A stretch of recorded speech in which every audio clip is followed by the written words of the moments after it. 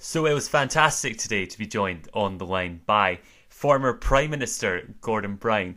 Now, this is an interview I've been looking forward to for a while, and it certainly lived up to what I was hoping for. Within this interview, he talks about the economic crash of 2008, Labour's 13 years in government, and of course, Scottish independence. I very much hope you enjoy this, and it really was, regardless of your politics, a very interesting interview. So, Mr. Brown, firstly, looking back on the 13 years you spent in government, would you say Britain is a better place? I think we created millions of jobs. We also helped rebuild the health service. We tackled child poverty. We helped many pensioners out of poverty. And we tried to build a commitment to internationally getting millions of people out of poverty, getting them education, getting them healthcare for the first time. So we tried not only to improve Britain and local communities in Britain that had been devastated by unemployment in the 1980s, but we also tried to improve the condition of people in every part of the world through our international aid. We've tried to do both, to make Britain a better place and to make the world a better place. And looking at, keeping that in mind, in terms of the economic crash in 2008, obviously welfare was a big part of your time in government, as many people did benefit if you were on low incomes. Would you say, therefore, that due to the amount borrowed, that it is fair to blame you and your government for the economic crash of 2008 in Britain? No, that's completely untrue. The economic crash that happened was worldwide. It started in America. It was a banking failure. It was nothing to do with the public expenditure that we were rightly allocating to health and education and to stopping people going into poverty.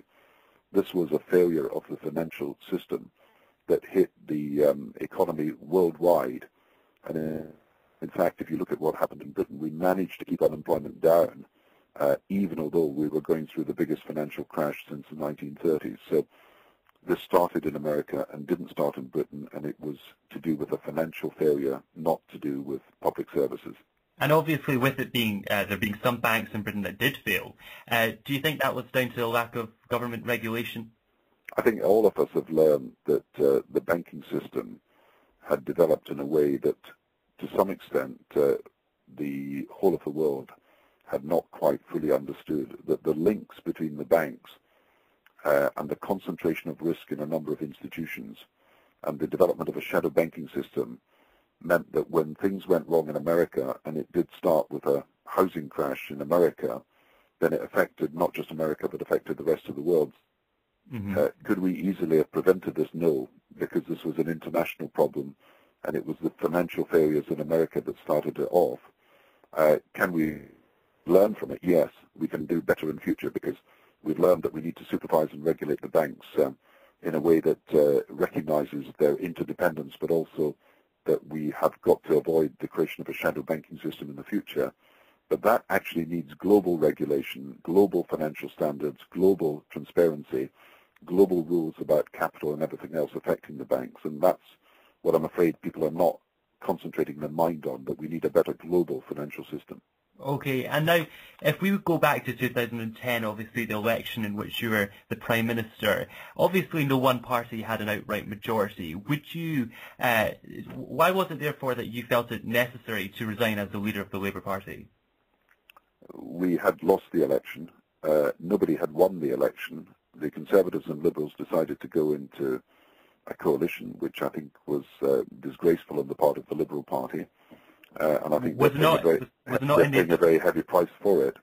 But I had not won the election, and I had to accept that I had not got a mandate to form a government, and that was the time, obviously, to accept the defeat and to move to do something else. And you mentioned there that the Liberal Democrats, it's to their detriment that they did go into a coalition. They say it's in the best interest of the country. Is that not true?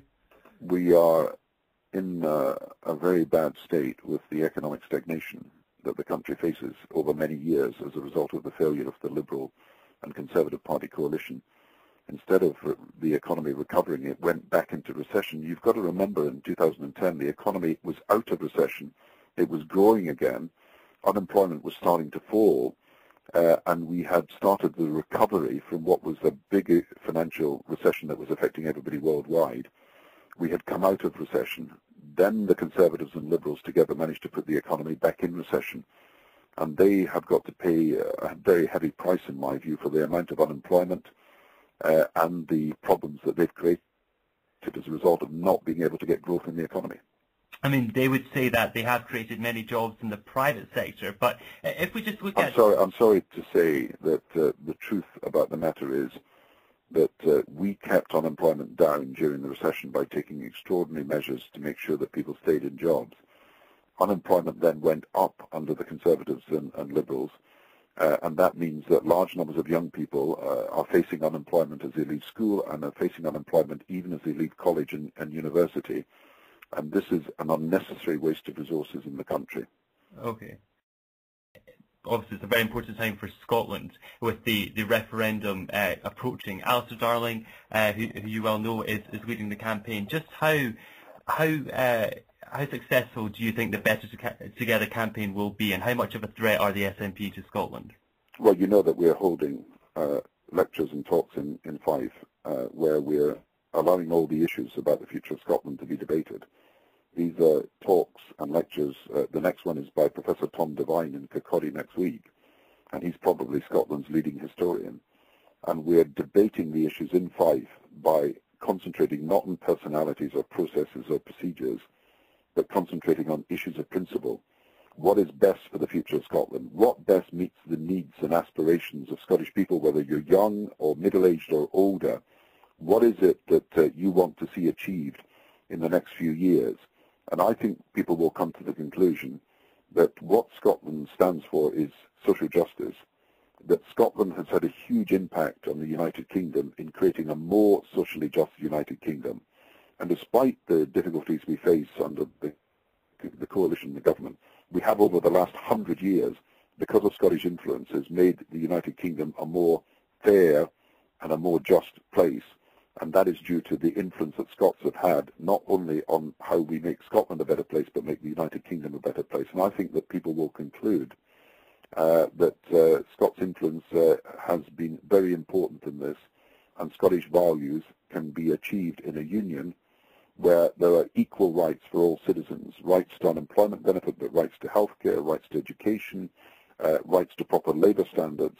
And if we saw the breakup of the United Kingdom, then I think we would see, for example, the minimum wage in one country lower than the others, people undercutting each other, employers seizing on that opportunity to pit one part of the kingdom against another part of the kingdom.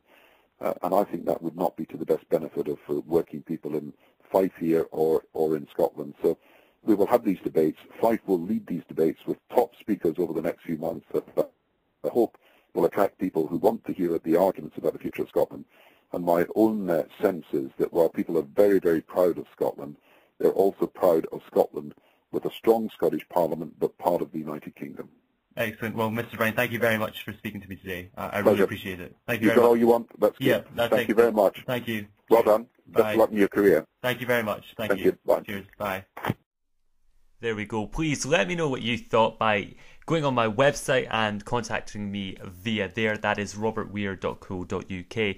I really hope you enjoyed that. It was great to be joined by someone as senior as Mr. Brown, and I do hope that you listen to my other interviews on my YouTube channel, and all can be accessed via my website, which is robertweir.co.uk.